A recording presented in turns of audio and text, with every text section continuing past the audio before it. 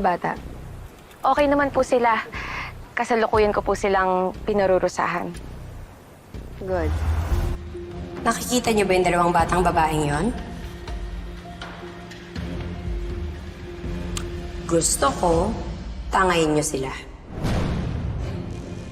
Pero, madam, Teka lang, madam ah.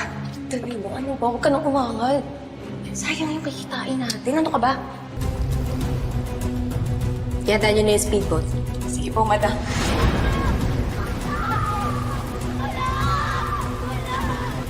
Madam, ayun.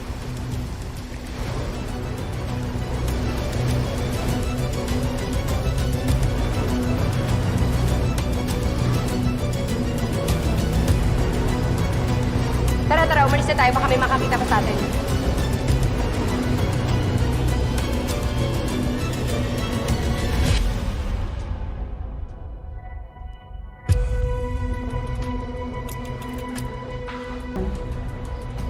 Kapag okay na ilagay nilang dalawa, dalhin ninyo sila dun sa abandonadong lighthouse sa kabilang parte ng island.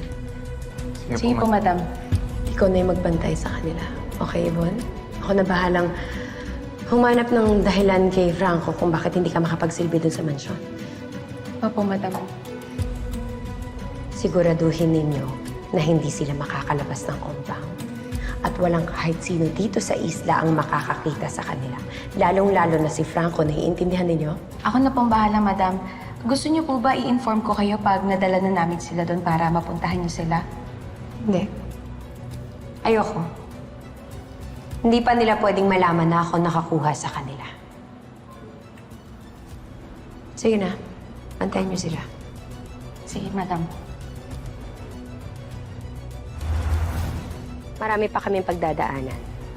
And I want them strong, healthy, and afraid.